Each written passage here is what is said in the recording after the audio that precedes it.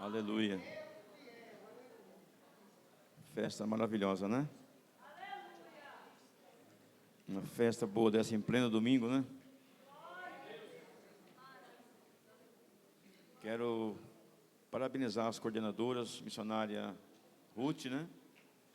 A Eliana de Araújo, a Sandra Nepo, é isso mesmo, né?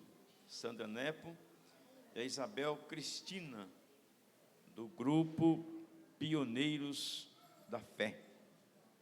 Bonito nome, né? Pioneiros da Fé. Vamos lá então, né? João capítulo 20,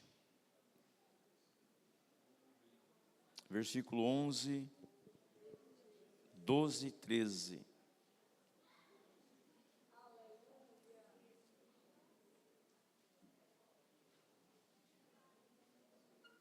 Todos acharam?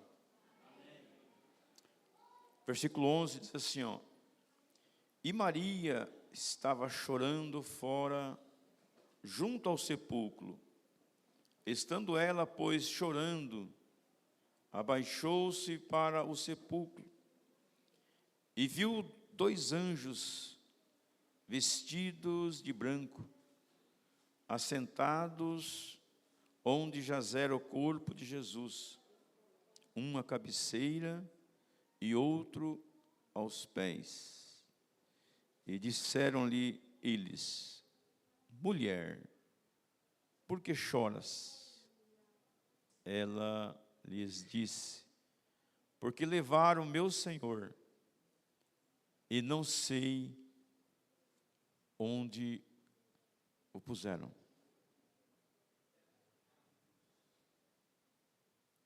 É um tema muito sugestivo. As irmãs escolheram um tema muito bom, né? No capítulo 17 de João,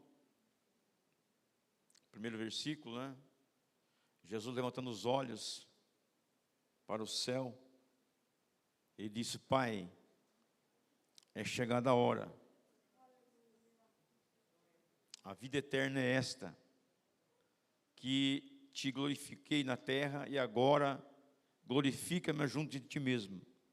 Não peça que os tire do mundo, mas que os livre do mal.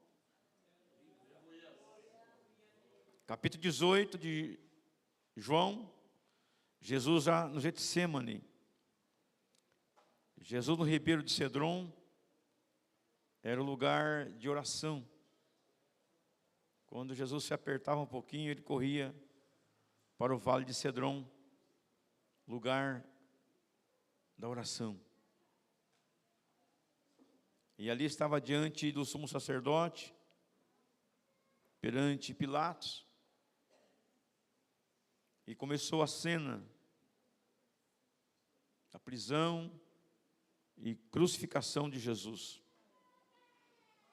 Capítulo 19, Jesus é crucificado. Para o Império Romano, Jesus era inocente. Eles diziam: não vejo crime algum nesse homem. E uma coisa interessante, que as primeiras palavras de Cristo foram: não sabeis que me cumpria estar na casa de meu Pai? E a última das palavras de Jesus, antes dele render o seu espírito, ele diz: está consumado. Aleluia. E ali nenhum ossos de Jesus fora quebrado. João foi a testemunha ocular que testifica que Deus não permitiu que quebrasse qualquer um dos ossos de Jesus. E assim completou um dos maiores milagres da história da humanidade.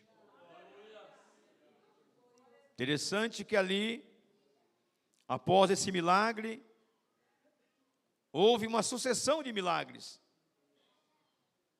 Milagres do Calvário. As trevas ficaram sobrenaturais. O véu do templo é rasgado de alto a baixo. Houve terremoto e abre-se os sepulcros. E o milagre da mortalha de Jesus. E ali muitos corpos saíram do sepulcro depois da ressurreição de Jesus.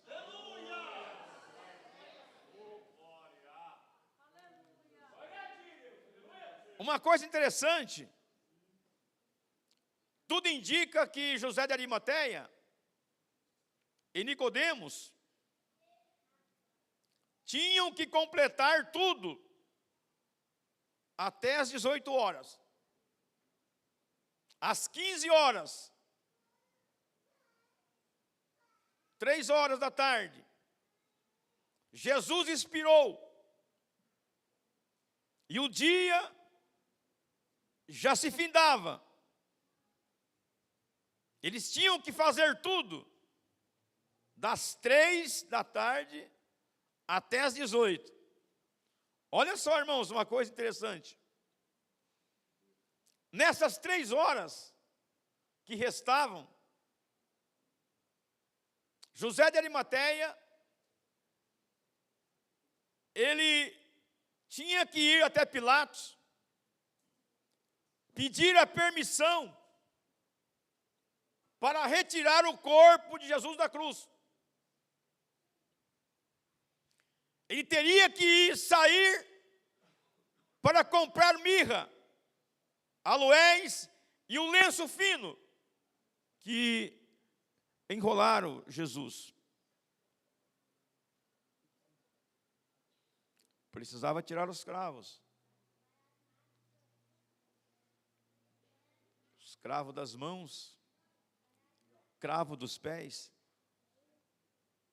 Precisava retirar o corpo do madeiro. Preparar o corpo de Jesus para embalsamar. Envolver o corpo de Jesus num lençol com todas as especiarias. Olha o cuidado que José de Arimateia teve com o corpo de Jesus depois de morto. E por fim, feito tudo isso, rolar a pedra grande na entrada do sepulcro. Parecia que ele estava fazendo tudo para que ninguém mexesse no corpo, né? Vamos deixar tudo certinho, vamos colocar a pedra, e ele vai ficar aí.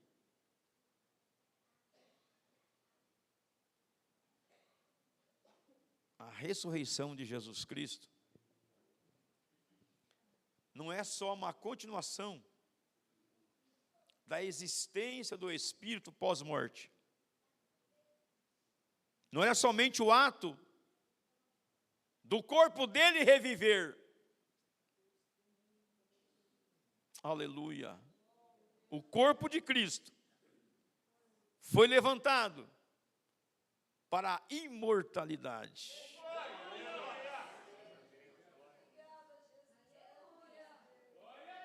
Para que a morte não tivesse mais poder sobre o corpo de Jesus.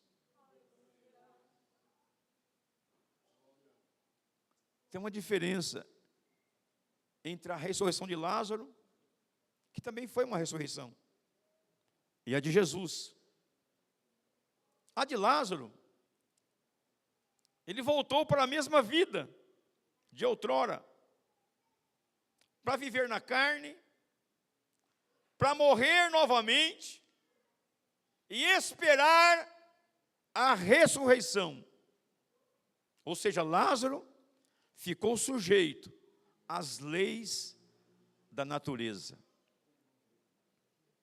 Mas a de Jesus foi diferente. O Senhor ressuscitou para não mais morrer. Para não mais sofrer as enfermidades, ele entrou num corpo glorioso, num corpo maravilhoso, num corpo vitorioso. O apóstolo Paulo menciona depoimento de centenas de testemunhos oculares da ressurreição de Jesus, das aparições de Jesus. Ele foi visto por Cefas, depois pelos 12, aos discípulos no caminho de Emaús, quando iam falando, aos apóstolos em Jerusalém, quando Tomé estava ausente ainda, aos discípulos no mar Tiberíades, mar da Galileia, e depois visto, mais uma vez, por 500 pessoas, e depois Tiago ainda viu ele, depois pelos apóstolos, no Monte das Oliveiras. Que coisa interessante.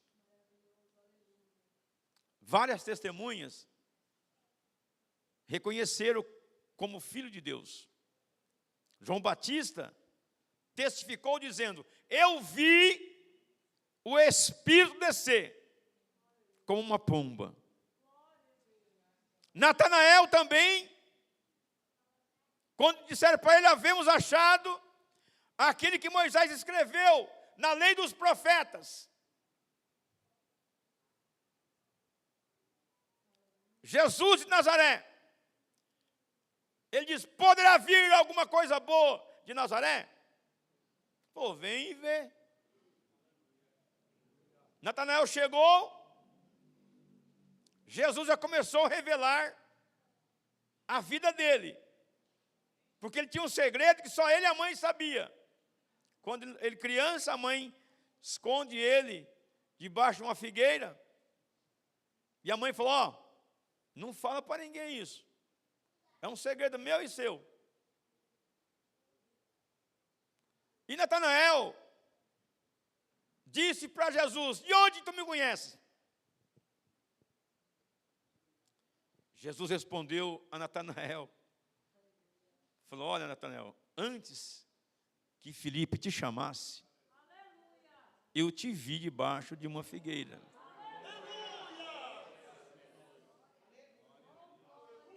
Ele assustou. Falou: que negócio é esse?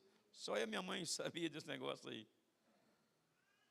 Ele percebeu que Jesus era o profeta, né? Profeta que diz: olha, vocês farão coisas maiores ainda do que estas. Pedro também, ele testificou de Jesus, quando do discurso duro que Jesus estava proferindo, porque não tem palavra dura. Ah, está falando a palavra dura, os crentes vão embora, vai nada. Quanto mais palavra dura, mais eles glorificam a Deus. E Jesus discursando, os discípulos foram saindo. Ele falou assim: e vocês também querem ir embora? Se quiser, pode ir. Aí Pedro falou assim: Senhor, para quem iremos nós? Porque só tu tens palavra de vida eterna. Marta também diz: creio que tu és o Cristo, o Filho de Deus. E o próprio Tomé, que viu para crer. Jesus disse: bem-aventurado os que não viram e creram. Ele quis pôr o dedo para ver. Ó, Tomé, bem-aventurado aqueles que não viram, rapaz. Você viu e creu, mas a quem não viu e creu é muito melhor ainda. Jesus aparece primeiramente para Maria Madalena. Maria exulta ao reconhecer o Mestre. Tomé não mais duvida. Pedro é restaurado e João relata tudo isso como seu testemunho. Primeiro dia da semana,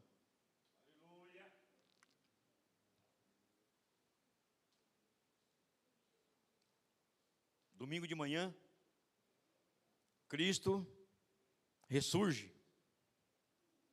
Na cidade de Jerusalém, passava-se a noite, e rompera-se a luz do sol, e saíra Jesus do túmulo, da pedra que foi colocada, túmulo fechado. E chegando uma mulher correndo à sepultura, com notícias que agitaram toda a cidade santa, ainda escuro, Maria Madalena foi uma das últimas pessoas a sair de junto da cruz. Versículo 13. E disseram-lhe eles: mulher, por que choras? Ela lhes disse: porque levaram o meu Senhor, e não sei onde o puseram. Maria Madalena procurou o Senhor morto, mas achou apenas um túmulo vazio. Ela achava que ele estaria ali, ainda embalsamado, enrolado no lençol.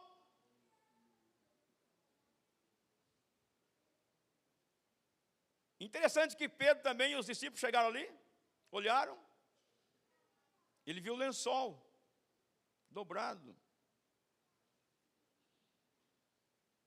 Segundo o histórico dos judeus, quando alguém se hospedava em alguma casa, e a pessoa gostasse da recepção daquela casa,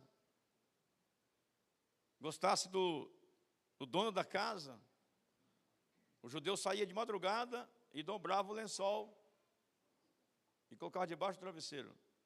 Aí a família levantava de manhã, falava: vamos ver se ele gostou de casa mesmo. Chegava lá, estava dobrado o lençol do lado, e a família disse: olha, eles gostou de nossa hospedagem, recebemos bem ele, e eu tenho certeza que ele vai voltar aqui. E o lençol dobrado. Quando Pedro olhou, falei: ele gostou daqui, desse lugar, ele deve retornar novamente para levar a sua igreja comprada com sangue do Cordeiro, uma igreja santa, lavada, remida. Aleluia! Quantos podem adorar o Senhor nessa noite? Jesus vai buscar a sua igreja.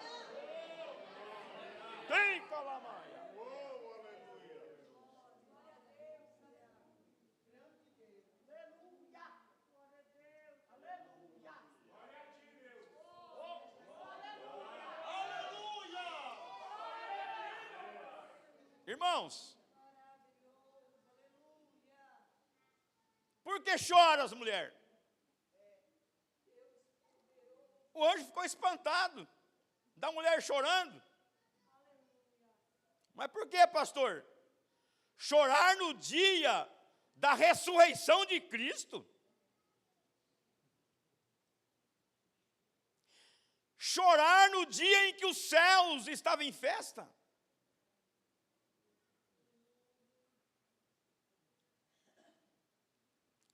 Chorar pelo triunfo da vida sobre a morte?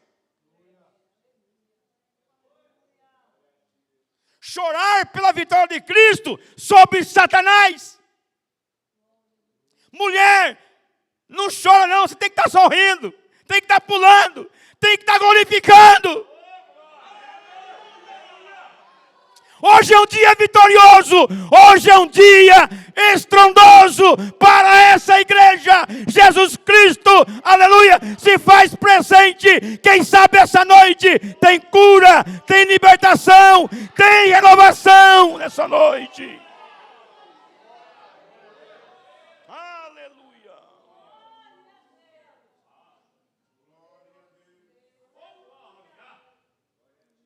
Irmãos, tem muito choro na Bíblia, viu? Muito choro. Para a viúva moradora da cidade de Naim, que chorava pelo seu filho, que ia sepultar, Jesus se aproximou e disse: não chores. Aos amigos da família de Jairo, um dos principais da sinagoga, também disse: não chores. Jesus sempre consolando, acalmando os corações de quem estava confrontando a morte. Nessa noite, Jesus consola o teu coração.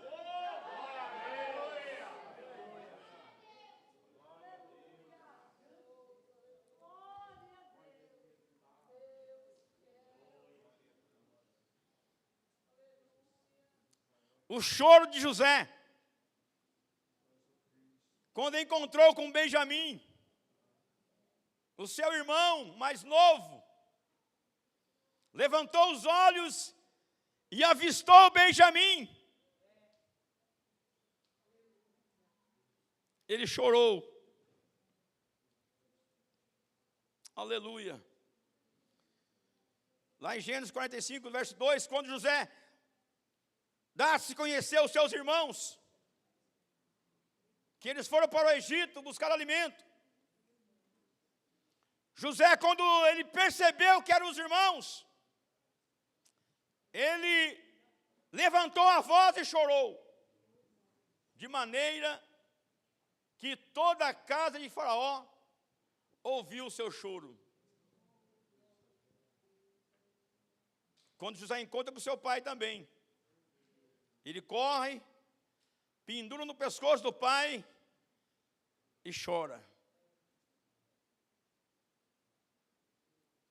Esaú também chorou, quando fez um guisado saboroso e levou para o pai.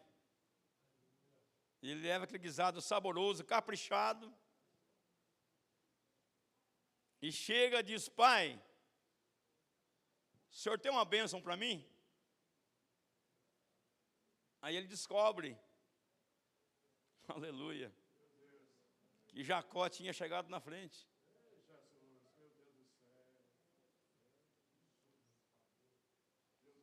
Parece que quando você vai, chega outro na frente, né? Quando você vai, você chega outro na frente. Ele levantou sua voz e chorou também. Temos o choro de Moisés também, quando a filha de Faraó foi se banhar com as donzelas e viu o cesto. O menino estava guardadinho ali, e quando abriu o cesto, o menino chorava. Jesus, quando subiu para o Gólgota, Lucas 23, vai narrar que seguia Jesus uma grande multidão, e muitas mulheres também acompanhavam, e elas batiam no peito, lamentavam e choravam. Jesus parou, voltou, falou para elas assim: olha, não chore por mim não, chore por vocês mesmos e pelos vossos filhos. Aleluia. Temos o choro de Raquel, que chora pelos filhos. Temos o choro de Pedro, chorou amargamente quando o galo cantou e ele se lembrou que havia negado o mestre. Eclesiastes 3:4. Há tempo determinado para todas as coisas debaixo desta. Aí vem, né? Tempo de chorar, de plantar, de sorrir. Quem sabe chegou o tempo de sorrir. Jesus falou assim: ó, para de chorar, porque está chorando. Mateus 5:4 diz assim: ó, bem-aventurados que choram, porque serão Consolados. Lá em Joel fala: choram os sacerdotes e ministros do Senhor. Na ressurreição de Lázaro, João 11, vendo os judeus que estavam com ela em sua casa, e eles consolavam Maria, que ela saiu apressada, levantou e foi para o sepulcro chorar. Jesus, vendo ela chorar, e também os judeus que vinham com ela, comoveu-se também e chorou.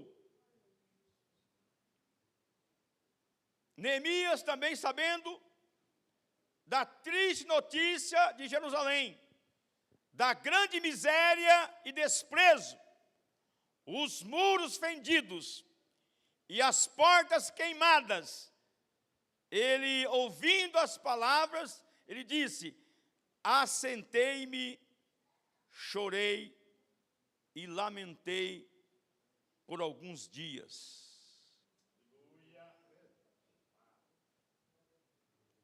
Pastor Leandro, você está falando só de choro.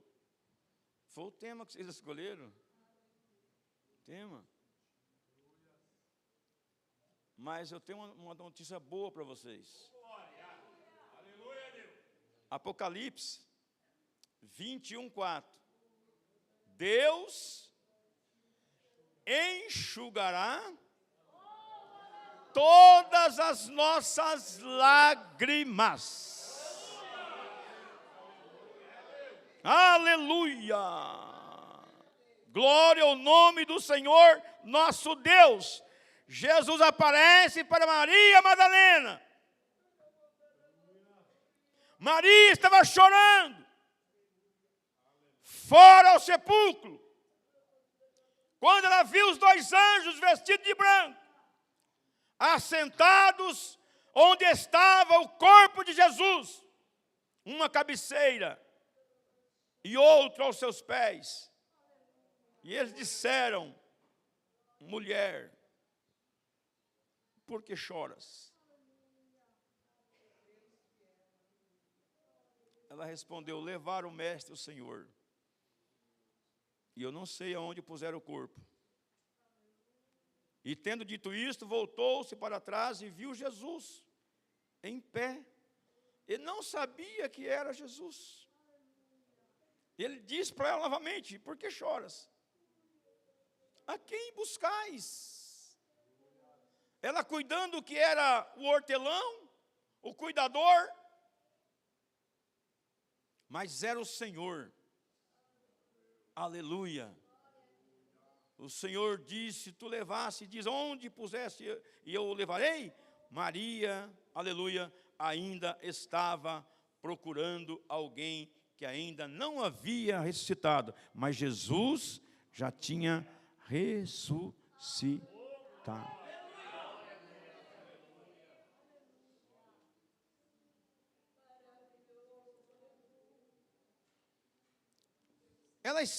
Maria esteve com quem resolvia os problemas.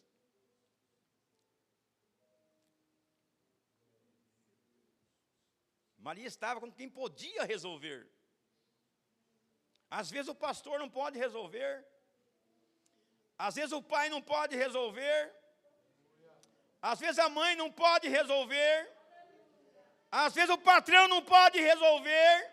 Às vezes alguém da família não pode resolver. Mas Maria estava com quem podia fazer e resolver.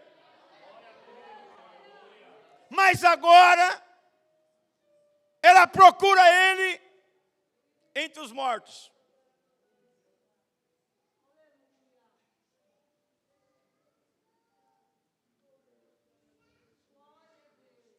Irmãs,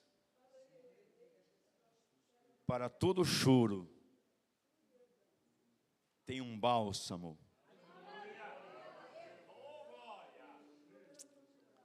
Não importa o tipo de choro. Eu não sei se você está chorando por causa de um filho que ainda está no mundo, uma filha, o marido, esposa, um parente, um irmão, um amigo. Quantas vezes as pessoas estão chorando sem ter uma solução? Chora, mas não tem solução. Chora e não vê saída. O salmista, no Salmo 30, verso 5, diz assim: porque na sua ira dura só por um momento, e no seu favor está a vida. O choro pode durar uma noite, mas a alegria virá ao amanhecer. Quantos creem nessa noite que a nossa alegria está chegando? Quem sabe no alvorecer deste dia. Bendito seja o nome do Senhor nosso Deus. É muito bom quando você ouve de alguém que pode fazer, que pode resolver, que diz para você: não chores. Quando nós não podemos refazer, quando nós não conseguimos realizar, a gente resolve chorar. É um choro tremendo. Choro de tristeza, choro de lamento, aleluia, choro por não ter solução, mas Deus, aleluia, Deus promove os seus meios, Deus promove os seus recursos, aleluia, Deus promoveu essa festa nesta noite, para trazer solução, para trazer refrigério, para trazer salvação, renovação, vida e vida com abundância.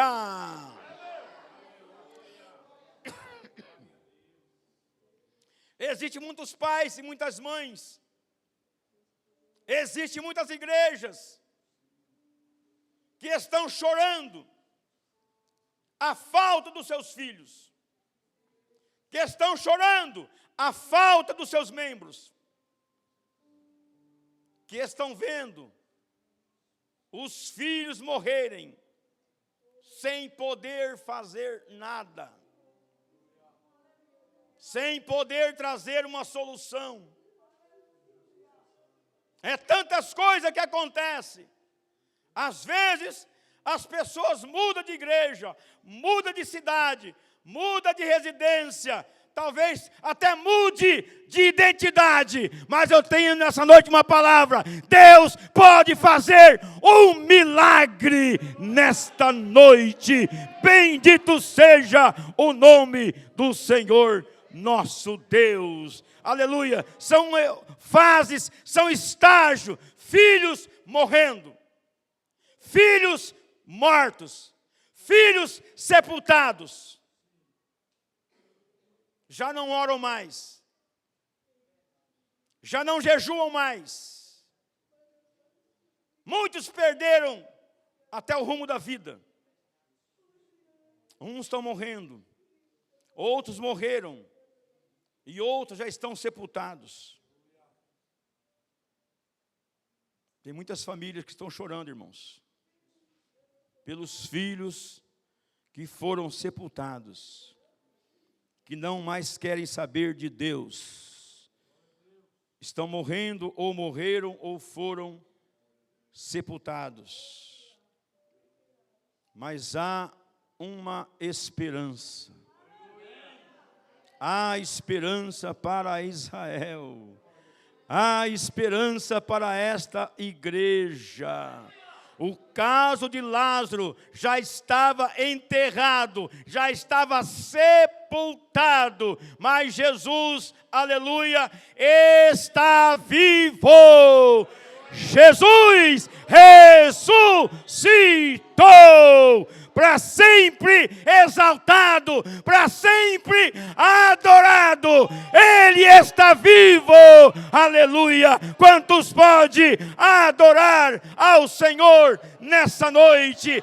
Ele vive, Jesus vive para todo sempre, aleluia. Se Ele está vivo, aleluia, Ele vai fazer milagre. Se Ele está vivo, Ele vai realizar prodígios, aleluia, e maravilhas em nosso meio. Meus irmãos, se Ele pode fazer, por que não fazer hoje? Ele não pode fazer? Por que não fazer hoje? Por que não fazer agora? Nesse culto?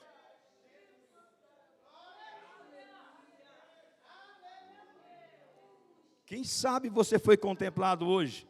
Contemplada hoje? Hein? A viúva de Naim estava vendo o filho morto, sem poder fazer nada. Talvez tentou fazer muitas coisas, mas nada adiantou. Aleluia. Lázaro estava sepultado 4 dias. Aleluia. Pois Jesus viu chorar, também chorou. Aleluia. E ali eles falaram assim, mas escuta, ele abriu os olhos dos cegos, ele fez tanta coisa, não podia evitar que esse homem morresse? Mas irmãos, tudo tem um propósito diante de Deus. Tudo tem um propósito. Jesus chegou no túmulo de Lázaro e diz, Lázaro, vem para fora. E o defunto saiu para fora. Saiu atados, amarrados, mas saiu. Porque Jesus tem poder para fazer muito mais, além do que pensamos ou imaginamos. Para tudo há um propósito de Deus para nossas vidas. Às vezes acontecem as coisas com a gente e a gente quer reclamar, quer murmurar. Não reclame, não murmure. Porque tudo Deus tem um propósito para cumprir e para te usar como instrumento e como ferramenta nas mãos do Senhor. Deus está preparando esta igreja para uma obra ainda maior. Receba nessa noite porção dobrada do Espírito Santo do Senhor. Ele vai te capacitar ainda mais para uma grande obra.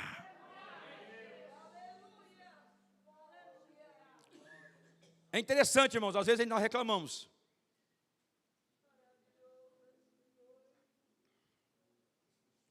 Tinha um irmão que trabalhava na empresa. Ele disse que Deus mandou ele para aquela empresa para ele pregar o evangelho. E ele chegou na firma, começou a pregar o evangelho. E o gerente daquela empresa chegou para o patrão e falou assim, olha, tem um camarada aí, que ele, em vez de trabalhar, ele está evangelizando aqui o pessoal da empresa. Aí o diretor, o dono da empresa, falou assim, observa ele. Chama ele, pede para ele parar com isso aí. Se ele não parar, nós vamos tomar uma providência. E aí chamaram ele na sala de reunião, falou, olha, tivemos uma reunião, é melhor o senhor parar com esse negócio. Que aqui é lugar de trabalho. Não é lugar para o senhor ficar falando de Jesus. Fala na igreja. Aí ele virou para o gerente da empresa e falou assim, olha, se vocês quiserem me mandar embora, pode mandar embora. Pois Deus mandou eu fazer uma obra nessa empresa. Deus mandou eu pregar a palavra aqui nessa empresa. Quer mandar embora? Pode mandar embora. Deus se responsabiliza por aquilo que Ele propôs. E o gerente foi no patrão, falou assim, o diretor-geral falou, olha, falei com ele, e aí? Sabe o que ele falou para mim, patrão? Falou que Deus mandou ele nessa empresa, porque Deus tem uma obra para fazer aqui. Aí o rapaz falou assim, mas que crente abusado. Faz o seguinte, ó, manda ele embora sem direito. Fala para ele procurar os direitos da justiça. E o rapaz chamou e falou assim, olha, você está despedido, é para você procurar os seus direitos. E até o seu salário desse mês vai lá na rescisão de trabalho. Ele chegou em casa, falou para a esposa assim, meu bem, foi mandado embora. Por quê? Porque eu estava pregando o evangelho, mas filho, não pode, mas Deus mandou eu lá para isso. Mas não pode, você desobedeceu. Mas Deus mandou para isso. Tem um propósito lá nessa empresa. Ela falou, e agora? Você está desempregado, sem salário, e esse propósito de Deus vai resolver o que agora? Aqui em casa. E ele falou assim, sabe de uma coisa? Eu vou orar. Eu vou falar com Deus. Eu vou falar com Deus. E começou a orar. Orou 1 dia, orou 3 dias, orou 4 dias, passou 15 dias orando, passou 30 dias orando. E a esposa falou assim, ô meu querido, já faz 32 dias que você está orando, e já a despensa já está abaixando. O óleo está acabando. O arroz só tem uns 2 dias para fazer. E aí? Falou, vamos orar. Eu quero que Deus fale comigo. No 35º dia, Deus falou com ele. Falou assim, procura o endereço desse diretor da empresa e vai na casa dele. Aí a esposa falou, você está ficando louco, filho? O cara vai te matar lá. Falou, não, mas Deus mandou, eu vou. Domingo de manhã, cedinho, 7h30, chegou na casa do patrão, descobriu o endereço pela internet, baixou lá. Uma casa grande, os guardas, o senhor quer o quê? Eu quero falar com o senhor fulano de tal. O que o senhor é? Falou, eu sou um ex-funcionário. Falou, eu vou perguntar se eles vão autorizar você a entrar. Aí foi lá, o homem estava dormindo ainda, e a esposa atendeu, falou, se é um ex-funcionário, manda entrar. Entrou, aí ela pegou, foi lá, deu um café para ele, fica na sala aí que meu esposo está dormindo, daqui a pouco ele levanta e fala com o senhor. Tá bom, senta aí. Aí ela subiu, falou, tem um ex-funcionário seu lá embaixo te esperando. Qual é o nome dele? Fulano de tal. Mas não era para receber esse rapaz. Esse homem é crente. Esse homem fez um escarcéu na empresa. Nós mandamos ele embora sem direito. Não era para entrar em casa. Está na sala. Falou, bom, já que você deixa ele entrar, eu vou dar uma canseira nele. E eu vou almoçar primeiro, me manda o almoço aqui em cima, eu vou tomar café, vou dormir até meio-dia, 1h atrás do meu almoço, eu vou atender ele às 3h da tarde. E se eu resolver ainda? Ela falou, bem, ele chegou às 7h30, problema dele. E ele ficou lá. Deu 8h, deu 9h, deu 10h, deu 11h, deu meio-dia, e lá tranquilinho, porque ele sabia que alguma coisa Deus ia fazer.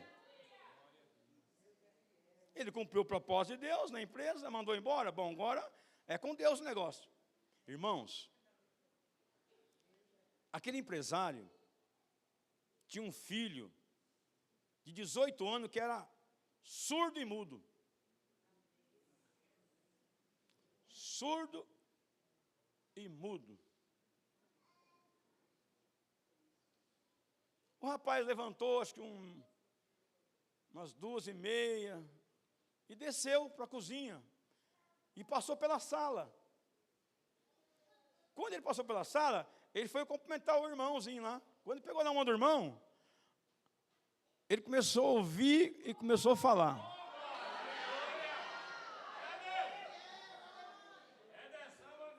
Só que o irmão não sabia que ele era assim, né? Já na hora ele conversou, já ouviu, já falou. Para ele era normal isso aí. Quando deu 2 horas da tarde, 2h30 mais ou menos, os dois estavam lá conversando. O patrão foi descendo. Foi descendo. Olhou assim e falou, meu filho conversando? Que negócio é esse? E está conversando com esse rapaz? Esse crente? Aí desceu, falou, o que aconteceu? Daqui a pouco veio a mãe, daqui a pouco veio a outra irmã, começaram a chorar, falou, pai, mãe, Jesus fez uma obra aqui nessa casa. O meu irmão foi curado, ele está ouvindo, ele está falando, aleluia. E ali, irmão, foi um Pentecoste, foi um culto ali, e Deus estava cumprindo um grande propósito naquele dia, através da vida daquele irmão. E o patrão falou assim, mas o que o senhor fez? Não, só cumprimentei ele. Por quê? Ele é mudo, ele é surdo. Não, ele está falando comigo. Ele não é mudo, não, ele era agora, não é mais. Mas ele não falava, não ouvia. O senhor fez o que com ele? Eu só cumprimentei ele.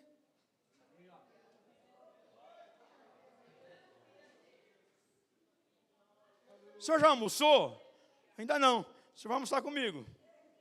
Prepara a mesa aí. Levou ele para o almoço. O filho conversando ali, todo mundo contente. Falou assim, você já recebeu... Já entrou com a ação? Ele falou, não. Por que você não entrou com a ação? Porque estava orando. E Deus mandou vir na sua casa. Ele falou, pois bem. Segunda-feira pode retornar. Eu vou te dar um cargo lá muito importante na empresa. Eu vou pagar o triplo da sua indenização. Para reparar o prejuízo que eu te dei. E o Senhor vai andar na minha firma, fazendo o que o Senhor fazia, pregando a palavra, pregando a palavra, pregando a palavra, pregando a palavra. Aleluia! Deus maravilhoso! Aleluia! Jesus ainda faz milagre. Quem sabe essa noite... Jesus preparou essa festa, esse culto, para abençoar alguém aqui, para abençoar alguém aí. Se você crê, levante a mão para o céu, glorifique a Deus, porque Deus tem ainda muita coisa para fazer e realizar através das vossas vidas. Meus irmãos, é esse Jesus que nós estamos falando, que foi preso, que foi crucificado, que foi morto, mas que reviveu ao terceiro dia e está vivo para todos sempre e amém.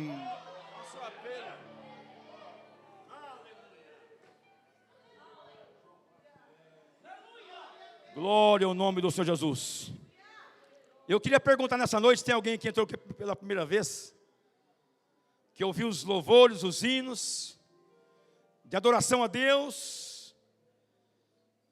Você ouviu a palavra, os testemunhos, e nasceu um desejo na sua alma, de fazer parte desse povo de Deus, desta igreja de Jesus Cristo. Tem alguém nessa noite que entrou aqui pela primeira vez? Se tiver, levanta uma das suas mãos, para nós orarmos pela sua vida, pela sua casa, pela sua família. Tem alguém nessa noite? Aleluia. Glória ao nome do Senhor Jesus. Se não tem, que Deus abençoe e que não venha faltar oportunidade para a sua vida. Deus abençoe. Glória a Deus. Bom, Lian está bem-vindo. Pode convidá-lo quantas vezes? Olha. Aleluia. Meus amados irmãos, eu quero agradecer a Deus, a todos que nesta noite viemos todo para adorar